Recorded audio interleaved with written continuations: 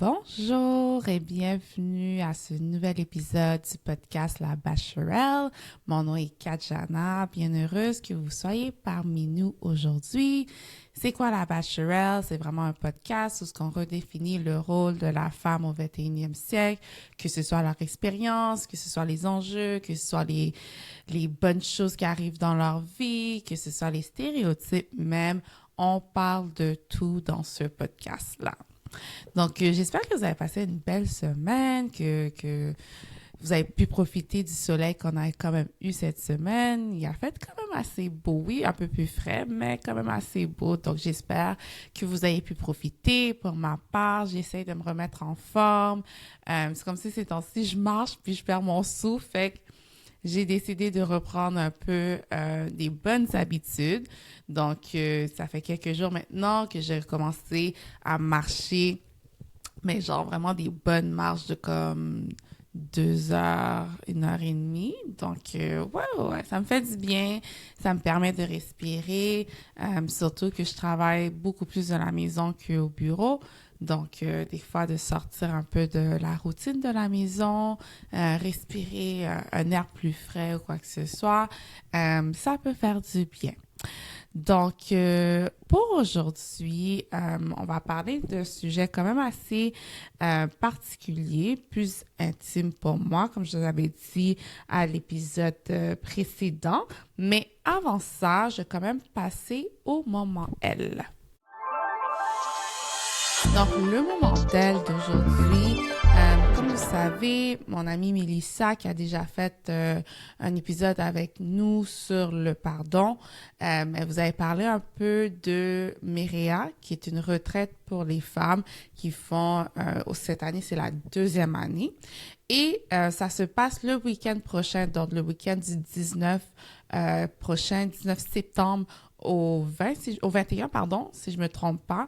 Elles font la retraite annuelle Myria, où ce que des femmes vont se réunir ensemble, vraiment rentrer dans la présence de Dieu, avoir des ateliers, des activités de prévues aussi. Je sais qu'ils vont avoir une soirée où ce que tout le monde est habillé en rose. Donc vraiment, c'est tout un week-end qui attend ces femmes-là. Et à la demande je pense, de certaines personnes, ils permettent d'acheter des billets journaliers. Ce qui veut dire que ça, mettons, c'est pas possible pour vous d'aller dormir à l'endroit qu'ils ont été réservés ou que par faute de budget ou quoi que ce soit qui peut vous bloquer de pouvoir faire le week-end au complet là-bas. Elles vous permettent d'acheter des billets au jour, donc journalier. Donc, je vous suggère d'aller voir sur leur page Myria sur Instagram où ce qui vous détaille vraiment le prix et comment ça fonctionne et ça vous donne accès aussi sur leur site web où ce que vous pouvez acheter ces billets. Donc, vraiment, si vous avez rien à faire, si vous avez besoin d'un petit getaway, d'un moment à vous, un moment où ce que vous voulez être senti inspiré, un moment où ce que vous voulez vous sentir encouragé, supporté par d'autres femmes. Je vous encourage vraiment de prendre ces billets-là journaliers si vous ne pouvez pas faire le week-end au complet. Donc, c'est sur la page Instagram Myria que vous allez avoir plus d'informations pour cela. Donc, ouais, super belle initiative. On aime ça. Donc, on va passer déjà au sujet de la journée. Quand même assez personnel, mais je me suis dit, you know what, ça fait partie de ma vie, ça fait partie de mon témoignage. Pour moi, je crois que lorsqu'on passe à travers des saisons dans nos vies, lorsque certaines saisons deviennent des témoignages, c'est pas fait pour garder pour nous, mais plutôt pour le partager à d'autres personnes afin que d'autres personnes se sentent encouragées ou puissent entendre une solution à travers comme ce que je peux raconter ou se sentir seulement ou simplement vu et écouté. Donc c'est ça. Donc, c'est pour ça que je fais ce mini témoignage, cette mini histoire aujourd'hui. Donc, je vous parle de fibrome. Ouais. Les fibromes, c'est fou parce que je trouve que c'est quelque chose qui est très tabou, on peut dire ça comme ça, qui est très présent dans la communauté noire, mais qui est très peu discuté. Je dirais que c'est vraiment dans les dernières années où ce qu'on commence à entendre petit à petit les gens qui se disent entre eux et moi j'ai eu un fibrome ou j'ai un fibrome ou quoi que ce soit à propos de cela. Puis c'est là que tu es comme, OK, je suis pas la seule à avoir vécu cette expérience-là. C'est quoi un fibrome? Vraiment, c'est une masse qui grossit dans l'utérus. Cette masse-là, se nourrit souvent quand tu es une femme qui a beaucoup d'estrogène dans ton corps. C'est très populaire chez les femmes noires. Les médecins savent pas pourquoi. C'est très populaire chez les femmes noires.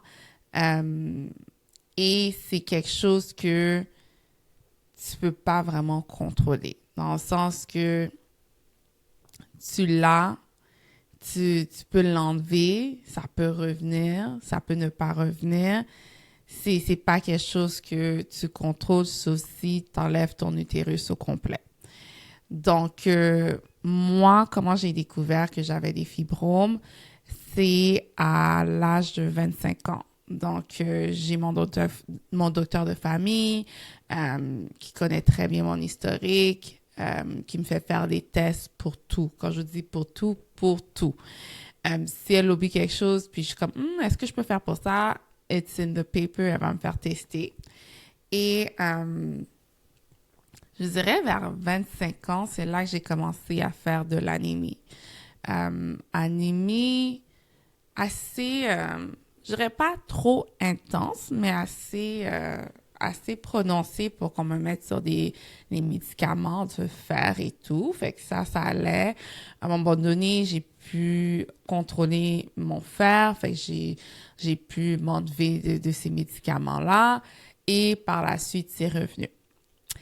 Et là, je disais à mon médecin de famille que mes règles étaient très abondantes. Comme abondantes au point que je faisais des 7 jours, puis les 2, 3 premières journées, je saignais beaucoup. Fait qu'elle était comme, tu sais, te poser des questions, combien de fois par jour que tu changes ta serviette et tout. Donc, ça a commencé à inquiéter mon médecin de famille. Fait qu'elle m'a envoyé faire une radiographie. Fait en ayant été là-bas, faire la radiographie et tout, c'est là qu'on a découvert que j'avais 2 petits fibromes. Mais c'était 2 petits fibromes très, c'était moins de 6 centimètres. C'était pas positionné dans des secteurs qui m'empêcheraient d'avoir des enfants. Puis pour moi, c'est ça qui était un de mes soucis, c'est que je voulais pas avoir des fibromes qui m'empêchent d'avoir des enfants. Puis, thank God, que c'était vraiment pas placé à des secteurs qui m'empêcheraient. Tout était correct à ce niveau-là. Donc, une fois qu'on a découvert ça, il y avait pas grand-chose qu'on pouvait faire parce que ça me dérangeait pas. Moi, je suis pas quelqu'un que, thank God, encore pour ça, je suis pas quelqu'un que quand j'ai mes menstruations, j'ai des douleurs. I don't have that. C'est vraiment juste des règles abondantes et l'anémie qui faisait que genre, ce qui était un peu les répercussions de ces fibromes-là. Donc, les années passent. À chaque année, je fais mes tests. Tout semble être normal. Tout semble avancer. Tu sais, comme, c'est resté quand même stable pendant plusieurs années. Arrivé, je pense, année COVID, 2020. Fait quelques années plus tard, 2020, je suis couchée sur mon lit, puis je suis couchée sur mon dos. Puis je regarde mon ventre, puis c'est comme si je vois que il y a un côté de mon ventre qui est plus haut que l'autre côté. C'est comme si ça faisait une bosse, genre. Comme un bump. Fait que je suis comme, c'est bizarre un peu, genre, que j'ai une masse là. I don't understand. Puis, pendant COVID, c'était une année que je courais beaucoup.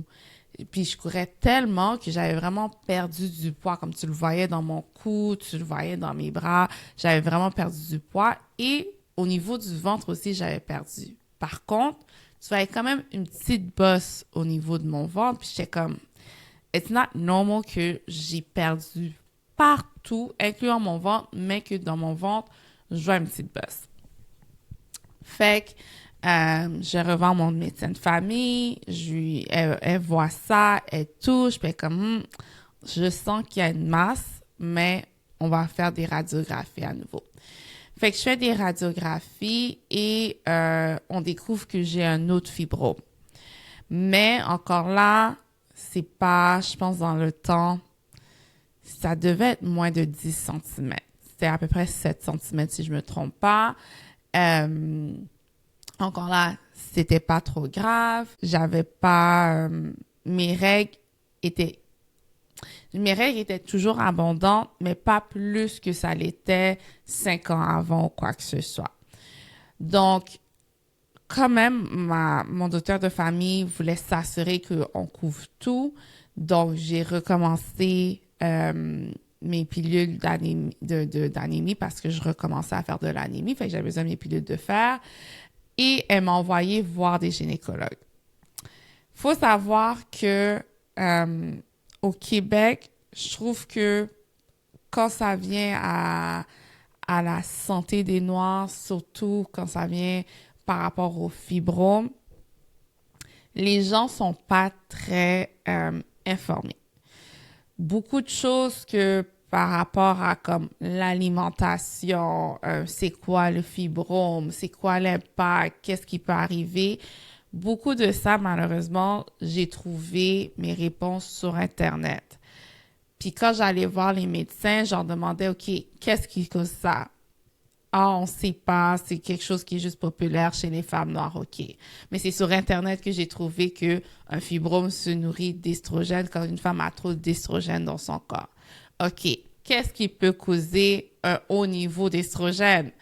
On sait pas, tu sais, on peut pas dire c'est l'alimentation. But yes, c'est l'alimentation parce que quand tu regardes, il y a certains aliments, exemple le soya. Comme moi, si chez moi, on trouve pas de soya, ça fait plus de maintenant 3 ans que j'ai arrêté le soya parce que le soya peut facilement augmenter ton taux d'estrogène en toi. Le sucre également, c'est quelque chose que un fibrome se nourrit beaucoup. Fait tu sais, moi qui a la dent extrêmement sucrée, j'ai beaucoup changé mon type de sucre. Je vais plus aller genre avec des... Ça, mettons, je fais des recettes de biscuits. J'ai utilisé des applesauce. J'ai utilisé du sirop d'agave qui est un peu plus organique et naturel. Comme, tu sais, j'ai beaucoup switch. Mais ça, malheureusement, c'est pas les médecins qui m'ont dit ça, de faire ça. C'est vraiment en faisant mes recherches. Il y a certains aliments, comme certains fruits que tu dois manger ou que tu peux manger qui peuvent t'aider également. Si tu as une alimentation anti-inflammatoire, ça aide aussi par rapport au fibrome. Fait que c'est toutes des choses que, à un moment donné, j'étais tannée d'entendre les gynécologues puis les médecins me dire on sait pas qu'est-ce qui cause ça, on sait pas qu'est-ce qu'on peut faire ou quoi que ce soit. Fait que j'ai fait mes recherches pour de vrai. Je pense que je suis encore même des gens sur TikTok qui ont eu ça puis qui comment ils ont réussi à se guérir de ça, soit naturellement ou soit en faisant des opérations et tout. À Québec en plus, je trouve que les médecins vont plus vers la solution facile que vers la solution like getting to see what the root cause of it is pour pas que ça revienne. Ils vont plus comme mettre un bandage, le régler pour un moment, puis après ça, on verra. Donc, j'ai fait plusieurs gynécologues. Vraiment, j'ai fait beaucoup, beaucoup de gynécologues. J'ai fait un premier gynécologue, je m'en souviens, c'était un Asiatique. Puis, je pense que lui puis moi, on allait se battre. Oh my God, je pense vraiment, vraiment que lui puis moi, on allait se battre. Déjà, il était plus anglo, mais tu sais, sans discrimination envers les Asiatiques, mais il y avait un accent que des fois, je comprenais pas qu'est-ce qu'il me disait. Puis, je pense pas que lui, il avait regardé mon dossier, mon historique. Fait que souvent, quand tu as des fibromes, pour pouvoir le diminuer, une des choses qu'ils vont donner aux femmes, c'est des genres de pilules hormonales. Puis ces pilules-là, ils ont souvent le même effet de comme les pilules pour que de contraceptifs, si je peux dire ça comme ça, ou ce que ça va diminuer tes règles, ou ça peut stopper tes règles, ou quoi que ce soit, pour pas que le sang nourrisse justement le fibrome, puis pour empêcher que ça grossit plus. Par contre, quand tu prends des hormones, les hormones ont tendance à vraiment comme venir un peu modifier tes cellules. Et malheureusement, puis il y a des recherches qui le prouvent, mais ces hormones-là peuvent causer plus tard dans la vie d'une femme certains types de cancers. Et puisque pour moi, dans ma famille, il y a eu beaucoup de cancers, dont ma mère, la cousine de ma mère et tout. Donc, c'est pas quelque chose que mon médecin de famille me suggérait dans le temps, puis jusqu'à présent, il me suggère pas. Puis ça, je le savais même avant mes fibromes. Genre, je m'en souviens quand, vers 25 ans, quand on m'a envoyé faire mes tests pour justement voir si j'avais le gène cancérigène que ma mère et mon grand-père ont eu. Tu ça, mis à part des fibromes, si jamais vous avez quelqu'un de proche de vous relié comme un parent, un grand-parent ou quoi que ce soit, un frère, une sœur, qui ont eu le cancer, moi, je vous suggère parce que ça vous permet de voir si vous avez le gène ou ce que c'est un gène que le cancer est genre génétique ou si le cancer c'est plus fait à cause de causes naturelles, exemple la pollution ou quoi que ce soit. Fait que moi, en faisant ce test-là, j'ai pu découvrir que le gène cancérigène que ma mère et mon grand-père avaient était pas génétique. Par contre, à cause que ma mère a quand même eu le cancer jeune, les chances sont un peu plus élevées pour moi. And I rebuke that in the name of Jesus. Je ne vais même pas frapper, désolée, because I don't believe in that. But in the name of Jesus, I rebuke that. Le cancer is not in my story. Mais par prévention, mon médecin de famille et moi, on a pris la décision que il n'y a pas d'hormones, il n'y a pas de pilules contraceptives. Je m'en souviens, elle me disait genre, if you're about to have sex, c'est le condom, Kachana. That's it. So yeah.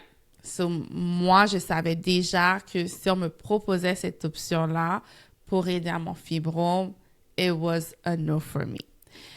Puis, je m'en souviens avec ce médecin-là, il me poussait, quand je disais me poussait pour que je prenne. Puis, j'étais comme, non, est-ce qu'il y a d'autres solutions? Because I'm not gonna take that. Puis, il s'est fâché contre moi à la fin. En tout cas. Fait que j'ai vu ce premier gynécologue-là. Après ça, j'ai vu un autre gynécologue qu'on m'avait proposé, qui était à Laval. C'est comme si celle-là, je la dérangeais.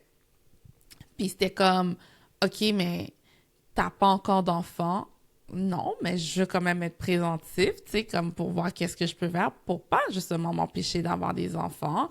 OK, mais tu veux pas d'enfants maintenant? Non, parce que j'avais pas de copain encore dans le temps. Fait que non. Fait que la madame, pour de vrai, elle m'a juste brush off, puis elle a mis à mon dossier que je voulais pas d'enfants. Fait que là, comme mon médecin de famille a vu ça, elle était comme, Kanjana, elle a mis ça dans ton dossier. J'ai dit, j'ai jamais dit ça. Oui, je veux des enfants. Fait que, encore là, éliminé. Fait que là, comme quand tu trouves un gynécologue, c'est tough. Un bon gynécologue, je trouve c'est tough, surtout pour les fibromes.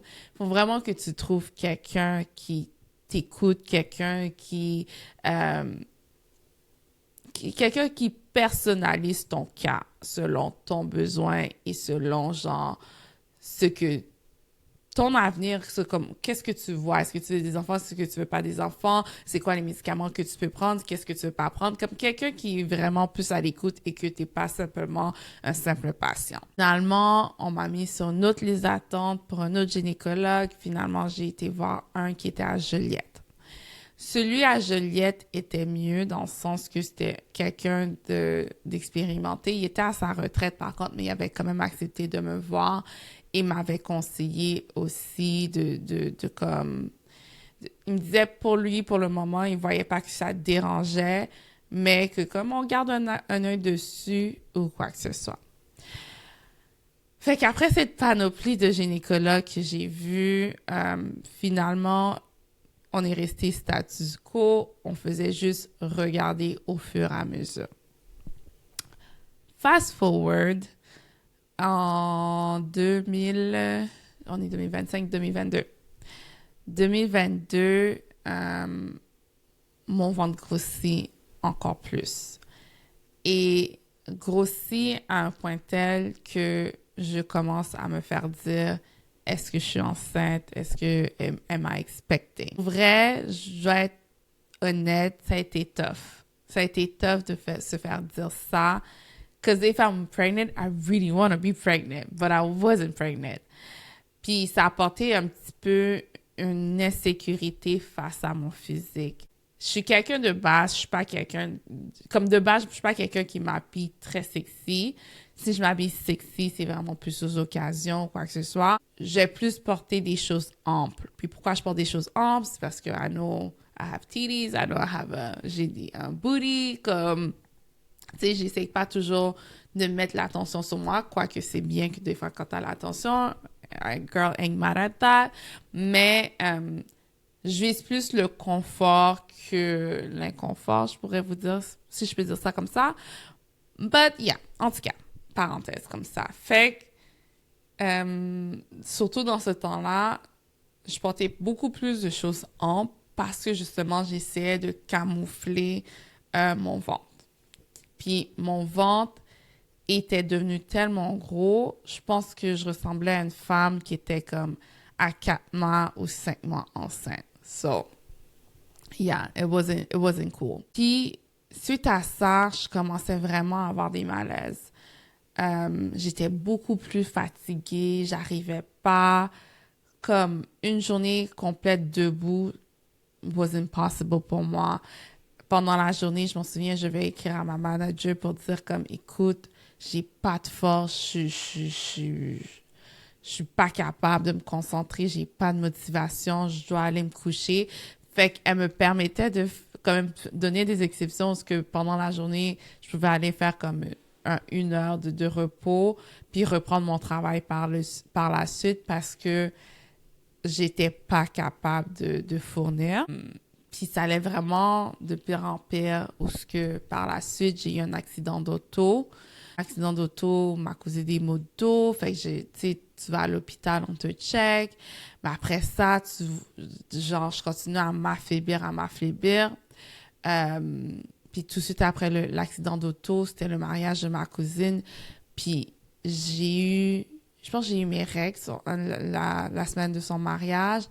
Mais j'étais tombée malade, au point que je vomissais, puis on comprenait pas pourquoi. On pensait au début c'était la COVID, mais finalement c'était pas la COVID. Puis j'avais tellement vomi que j'ai genre pété une veine dans mon œil, que mon œil était devenu rouge. Genre j'avais du sang dans l'œil. Puis j'étais pas au Canada, j'étais aux États-Unis. Fait que j'ai dû appeler ma cousine ici pour lui dire comme de prendre un rendez-vous d'urgence pour moi, pour mes yeux. Puis je suis sortie de l'aéroport, j'ai été directement voir le médecin. Fait que j'allais pas bien. Puis, one thing I have to say, you always have to be an advocate for yourself. Les gens vont peut-être pas te croire, les gens vont penser que t'exagères, but you always have to be an advocate for yourself. Listen to your body, listen to the sign, like, be an advocate for yourself. Parce que je me souviens, j'avais été voir mon médecin de famille, Puis elle était comme, Kajana, je vois pas, comme, tout semble être normal. Puis j'étais comme, je poussais, j'ai dit, non, il y a un problème, j'ai quelque chose, j'arrive pas comme je suis fatiguée, je suis démotivée, je suis pas moi, je me sens pas moi, I know there's something. Puis finalement, elle m'a envoyé faire des prises de sang. Et je pense que ça, c'était un mercredi. Ouais, un mercredi, en après-midi, mon médecin de famille m'appelle d'urgence puis me dit, Kajana, je te mets en arrêt de travail. Faut que tu ailles immédiatement à l'urgence. Puis j'étais comme, comment ça? Puis elle me disait, parce que ton taux de fer, je suis pas médecin, ça, je suis pas bonne, mais c'est comme si mon taux de fer était rendu à 71. Et normalement, qu'est-ce qu'elle me disait, c'est quand c'est aussi bas que ça, chez les gens un peu plus vieux, ça peut même causer comme au point qu'ils ont des crises cardiaques. Fait qu'elle était comme, je sais pas si ça peut t'arriver, Kajana, I don't think so, parce que t'es encore jeune, mais tu dois aller à l'urgence. D'un côté de moi, j'étais soulagée. Un autre côté de moi était comme, I told you so. I told you so. Je connais mon corps. Je sais comment je me sens. Genre, I wasn't not me. J'arrivais pas à mettre le doigt dessus, mais je savais que j'étais pas moi. Fait que, à partir de là, j'ai eu une convalescence de 5 mois. J'ai eu une convalescence de 5 mois et j'ai été à l'urgence. Arrivée à l'urgence, mon taux de fer était rendu à 66. Donc, extrêmement, extrêmement bas, où ce que on devait me faire une transfusion de sang. Quand tu arrives que tu dois faire une transfusion de sang, c'est quand même assez grave parce que je connais plein de personnes autour de moi qui sont anémiques ou quoi que ce soit, puis never go up to there. Mais là que c'était une transfusion de sang que je vais faire, c'était assez... ça me montrait que la situation était quand même assez grave. Et à l'urgence, on m'a fait voir un gynécologue parce que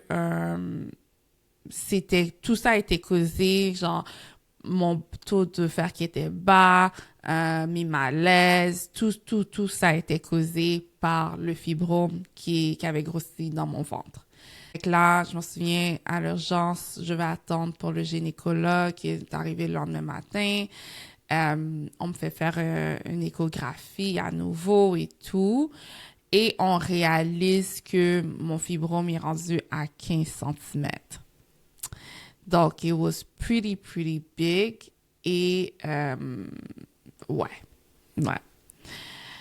Fait que là, c'était un moment, je vous dirais que, pour de vrai, je parlais à Dieu, j'étais comme, OK, Dieu, like, j'ai essayé de faire ça naturellement, essayer de le faire fondre naturellement. Fait que j'ai essayé, j'ai changé mon alimentation, je me mettais plus en forme et tout. Mais rien ne fonctionnait. Je sais que certains médecins, gynécologues voulaient que je le garde. Moi-même, je voulais pas comme m'embarquer dans une histoire de opération parce que je croyais vraiment que je pouvais changer ça. Tu sais, j'entendais des témoignages des gens que en changeant leur alimentation, le fibrome a fondu, puis que comme ils ont réussi à flusher le fibrome de leur corps et tout. Puis je l'ai essayé. Puis pour moi, unfortunately, it wasn't my testimony. Fait que j'ai dû finalement me tourner vers l'option de l'opération parce que là, ça devenait dangereux pour moi. Dans le sens que à chaque semaine, je vais aller au CLLC faire des transfusions de fer. Fait que quand on te fait des transfusions de fer, c'est que même le médicament est pas assez fort. Fait qu'on te donne vraiment c'est comme si c'est une prise de sang, mais c'est pas une prise de sang. C'est pas une transfusion de sang, mais c'est vraiment une transfusion de fer où ce que tu as des sacs t'injecte dans ton sang directement pour que ça ait un effet rapide. Fait que j'avais ces suivis-là à chaque semaine. J'avais des suivis à chaque 2 semaines ou 3 semaines avec mon médecin de famille pour faire des prises de sang, voir si ça améliorait. Après ça, tu sais, ça cause aussi que, comme, souvent quand tu as des fibromes, il faut vérifier aussi ta vitamine D. J'avais un petit déficit en vitamine D également, fait que prendre des médicaments pour ça. It was, ah, pour de vrai, cette année-là, ça a été très, très difficile. C'était la même période que j'ai eu le burn-out, dépression-ish à cause de tout ça. Finalement, on m'avait mis, je sais pas comment ça s'est passé, mais je sais qu'on m'a mis sur la liste d'attente. Je pense que j'avais appelé une clinique de fertilité parce que en même temps, avec tout ça, j'étais comme, OK, est-ce que je vais faire une réserve de mes ovaires, tu sais, parce que I don't know where it's going et tout. Puis c'était assez gros parce que ça n'allait pas m'empêcher de tomber enceinte. C'était pas ça le problème. Mais le fibrome grossissait où ce que un bébé était censé grossir, qui fait que si je tombais enceinte, ben le fibrome risquait d'écraser genre le bébé. Donc ouais, fait que c'était arrivé un moment où c'était invivable pour moi. En m'inscrivant avec la clinique de fertilité par rapport à mes réserves ovariennes, on m'a mis en contact avec un gynécologue, que ce gynécologue-là est associé au CHUM. Et après quelques mois, j'ai pu obtenir un rendez-vous. Puis au CHUM, si certains d'entre vous connaissez, ils ont un centre vraiment spécialisé pour tout ce qui est fertilité, incluant fibrome. Donc, j'ai finalement vu ce médecin-là. On a regardé mon cas, on a regardé ce serait quoi les possibilités. Et pour moi, on a finalement été vers la myomectomie. Excusez-moi, j'arrive jamais à le dire. La myomectomie. Fait que quand tu as des fibromes, tu as plusieurs choix. Tu as l'embolisation qui devient de plus en plus populaire. Tu as l'hystéroscopie, pardon, où ce qu'on enlève tout au complet ton organe. Et la myomectomie, où ce qu'on enlève vraiment juste le fibrome. Puis moi, à cause de la grosseur de mon fibrome, fallait que je fasse la myomectomie. Donc, l'année passée, en 2024, j'ai finalement eu mon opération. Ça s'est bien passé par la grâce de Dieu, thank God. Ça s'est super bien passé, mais les préparations avant ça was such a journey. J'aime dire, puis je ne veux pas pleurer, mais j'aime dire que je remercie Dieu qu'il ait été avec moi. Puis qu'il ait mis les bonnes personnes autour de moi pour ça. Parce que passer à travers ça tout seul, it's not easy. Je m'en souviens, puis là, ça va être un disclaimer, ça va être dégueulasse, mais quand ils te font tous les tests qu'ils ont besoin de faire pour comme l'opération et tout, une des choses qu'ils te font, c'est quand ils te font une échographie, mais ils te font une échographie quand tu as tes règles. Je suis vraiment comme très... j'aime pas ça quand les gens rentrent dans mon intimité comme ça. Surtout que comme on rentre le chose dans ton vagin pour aller voir justement, prendre des photos du fibrome, puis quand tu as tes règles, j'avais tellement envie de pleurer. Puis je m'en souviens, j'étais couchée genre sur le genre de lit où quand on te fait le test. Puis j'ai juste senti comme Jésus qui était à côté de moi puis qui avait ses bras, ses mains qui tenaient mes épaules. Puis c'était comme s'il me disait « You got this, you know, it's okay ». Puis j'ai vraiment senti sa présence à ce moment-là avec moi parce que c'est pas quelque chose que tu veux faire tout seul, you know? Puis je m'en souviens, il y avait un autre test, puis ça, c'était le pire des tests selon moi. C'était quoi encore? C'est l'hystéroscopie. L'hystéroscopie, c'est comme s'ils vont mettre une caméra qui rentre à travers ton vagin, puis ils vont comme vérifier à l'intérieur, puis ils vont aller jusqu'à ton côlon. Puis c'est comme s'ils font une biopsie ou qu'ils vont aller chercher un tissu pour tester, pour s'assurer que c'est pas cancéreux ou quoi que ce soit. Oh! J'ai jamais, comme, par la grâce de Dieu, j'ai pas été rape plus jeune ou quoi que ce soit ou dans ma vie. Mais ça, c'est comme si, genre, tu te faisais violer. Sorry for the language. Je me souviens, j'attendais dans la salle d'attente, puis il y avait une madame juste avant moi avec qui on faisait le test. Puis j'ai entendu la madame crier. Puis j'étais là, puis j'étais comme, I'm about to go, I'm about to leave, je m'enfuir, je peux pas rester là, ça peut pas être moi, comme, ain't no way, ain't no way. Puis je m'en souviens, quand ils me l'ont fait, j'ai tellement crié, puis la madame, l'infirmière était comme, respire, puis j'étais comme, I'm trying, mais c'est, en tout cas. Je vous ai parlé, ben bon, je vous ai donné beaucoup de détails, but, tu sais, c'est des genres de choses qui peuvent te faire comme test quand ils s'apprêtent à faire ce type d'opération. Ouais, I'm sorry. Je reviens à moi. Mais c'est ça. Fait que c'est pas facile. Moi, je sais que j'ai dû faire beaucoup de tests. En même temps, j'ai dû continuer mes transfusions de fer. Après ça, j'ai dû commencer à prendre aussi des médicaments pour la thyroïde en même temps. Fait que c'était beaucoup. Pour de vrai, my journey, cette année-là, it was a lot. Puis en tant que femme célibataire, tu sais, pour moi, j'ai fait tout ça en préparation parce que je sais qu'un jour, je vais être une mère, je sais qu'un jour, je vais avoir mes propres enfants. Donc, je sais que c'est pas pour rien que j'ai passé à travers tout ça avant même de rencontrer l'homme de ma vie, avant même de rencontrer mon mari, avant même de le mariage. Je pense qu'il y a une raison pourquoi j'ai fait tout ça. Par la grâce de Dieu, l'opération s'est super, super bien passée. Ça fait maintenant 1 an et demi que j'ai fait l'opération. Le fibrome était tellement gros. J'aurais aimé mettre des photos, mais je pense que c'est pas tout le monde qui va vouloir voir cette photo-là.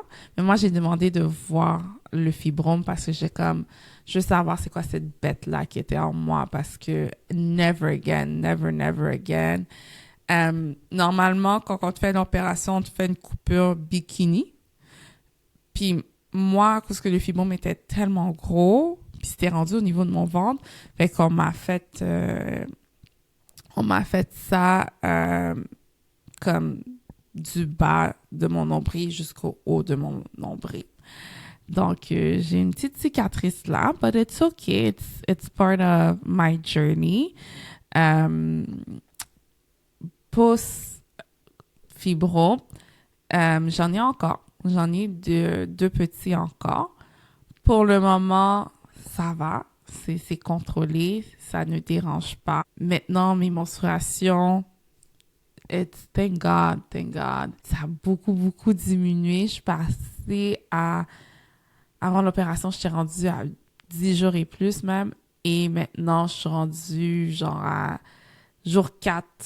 Ça l'arrête. Genre, fait que des fois, t'as des petits coulements, fait que peut-être 5 à 6 jours maintenant, mais vraiment comme minime. C'est le jour et la nuit à ce niveau-là. J'ai un peu plus d'énergie. Je suis encore fatiguée par moments. Je sais que je suis un petit peu encore de l'anémie, pas trop. Mais au niveau d'énergie, je suis vraiment moins fatiguée. Comme là, si on me demande ça va, je peux dire que ça va. Si je suis fatiguée, c'est parce que je suis vraiment fatiguée, mais je vais dire ça va. Avant, j'étais comme je disais toujours, je suis fatiguée. Donc, à ce niveau-là, ça va. Mon self-esteem, ouf, pour de vrai, jour et la nuit. Jour et la nuit, comme j'ai pu, c'est cette peur-là qu'on me regarde puis qu'on pense que je suis enceinte ou quoi que ce soit.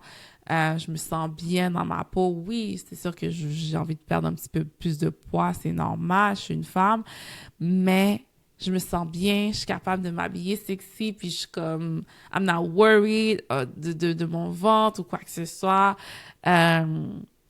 Ouais, ça a vraiment changé à ce niveau-là. C'est sûr que j'ai quand même une petite anxiété parce qu'il m'en reste encore deux, puis c'est des fibromes. Qu'est-ce qu'ils te disent, c'est que si tu enlèves un, d'autres fibromes peuvent profiter de prendre la place de d'autres ou d'autres peuvent grossir ou quoi que ce soit. So, c'est sûr que j'ai quand même cette anxiété-là, mais vraiment, tout est dans les mains de Dieu. Tout est dans les mains de Dieu à ce niveau-là. Je ne veux même pas m'inquiéter. Quand tu entends les témoignages des autres femmes, tu entends tellement plein de femmes que comme ils ont eu des fibromes, ils ont été capables d'avoir des enfants, de vivre une vie normale, correcte ou quoi que ce soit. Donc, pour moi, c'est vraiment ça, mon histoire, où ce que maintenant, tu sais, j'ai enlevé le plus gros, le plus dangereux. Puis maintenant, ça va aller. Ça va aller. Mais oui, tu restes quand même dans l'anxiété que comme, tu veux pas que ça revienne ou quoi que ce soit, but, you know, des fois, you have to let go and let God. Donc c'est ça. Donc ça a été mon journey avec les fibromes. Mon conseil, c'est si vous sentez qu'il y a quelque chose, allez consulter. Puis si vous sentez que vous n'êtes pas écouté, c'est correct de demander une consultation avec d'autres personnes. Je pense que comme vous avez pu voir, j'ai vu au moins 5 à 6 gynécologues, genre not even capping. J'ai vu au moins 5 à 6 gynécologues. Donc, until you find the one that listen, that understand your situation, parce que chaque situation est différente aussi, mais comme do what's best and what you know is right for you à la fin de la journée. C'est pas quelque chose que je souhaite à personne. Je me souviens, je parlais avec des femmes de l'église, puis elles me disaient genre, c'est fou parce que c'est une attaque contre la fertilité de la femme. Puis, tu sais, quand tu lis la Bible, ça dit de multiplier, de faire des nations et tout. Puis, ça vient comme attaquer une parole que Dieu nous dit de faire. Tu sais, ça vient attaquer vraiment comme nos organes. Puis, en tout cas, ouais, c'est dans les mains de Dieu. Pas de vrai, yes, I'm churchy here, mais c'est dans les mains de Dieu. Puis, je prie que vous soyez, si c'est votre situation, vous soyez délivrés de ça, que ça disparaît de votre corps, que ça devient pas problématique pour vous parce que my journey, je le souhaite à personne. Je souhaite vraiment, vraiment pas à personne.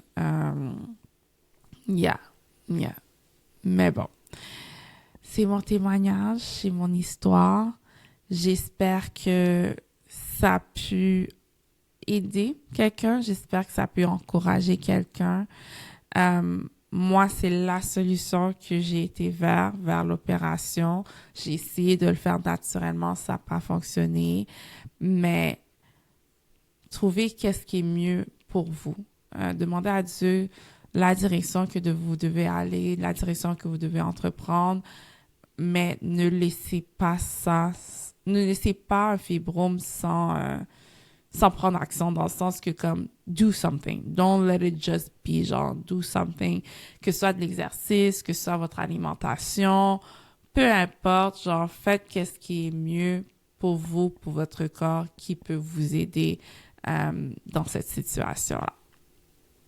Donc, je sens que j'ai beaucoup parlé. N'ayez pas peur je sais que ça peut faire peur, puis je sais que moi-même, j'ai dit que comme des fois, j'ai encore un peu d'anxiété, mais ayez pas peur de faire face à cela parce que Dieu a une solution pour vous. Dieu va mettre les bonnes personnes. Priez pour avoir les beaux médecins, les bonnes personnes autour de vous. Il y a beaucoup plus de recherches qui se font maintenant à propos des fibromes. C'est moi ma théorie après tout ça, puis ça c'est ma théorie. Tel qu'un animal est pas fait pour tout type d'environnement, je pense que tel que nous aussi, on n'est pas fait pour tout type d'environnement. Puis qu'est-ce que je veux dire par là, c'est que tu vas pas avoir un ours dans les Caraïbes.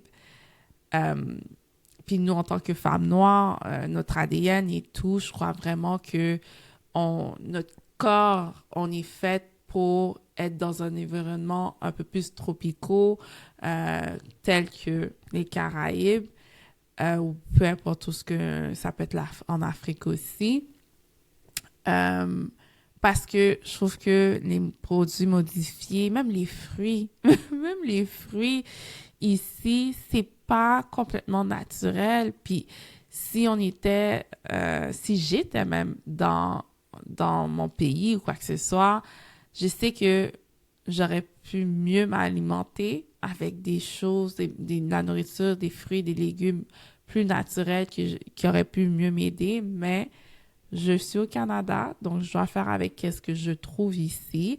Je sais qu'il y a des thés, tu sais, j'ai des thés de dandelion, pardon, je sais, je me prononce mal ça, qui peuvent aider, sarsaparilla, qui peuvent aider. Encore là, je ne suis pas docteur, donc faites votre propre recherche. Ça, c'est des choses que moi, je prends ou que j'avais commencé à prendre pour m'aider. Mais c'est important de faire vos propres recherches car je ne suis pas médecin. That ain't my ministry. So, yeah, don't hold me on those words. Donc c'est ça. Aujourd'hui, on n'a pas de moment de Lydia. Ça va être pour le prochain épisode. Mais je veux entendre vos témoignages. Je veux entendre vous, c'est quoi les solutions que vous avez pris face à ça? Comment vous le vivez? Je suis curieuse de voir, puis c'est bizarre comme question, mais vous, c'est combien de centimètres vos fibromes? Parce que moi, quand on a sorti mon fibrome qui était 21 centimètres de long, puis c'était très épais, quand je me suis réveillée de la salle d'opération, le médecin était comme « It was huge ». Fait que je suis curieuse de voir comme, c'est pour vous, c'est quoi les grosseurs que vous avez eues ou quoi que ce soit. Et aussi, c'est quoi comment vous vous sentez face à ça? Parce que c'est une communauté qui commence à se bâtir, mais encore maintenant, c'est pas tout le monde qui en parle, c'est pas tout le monde qui le partage. Et des fois, je pense qu'on peut s'en sentir seul face à tout cela. Surtout en tant que femme célibataire, tu sais, je me compare à quelqu'un autour de moi que elle a vécu ça, mais elle a son mari. J'y passais pas plus facile, pas du tout, mais elle a quand même son support. Mais en tant que femme célibataire, des fois, tu vis ça tout seul.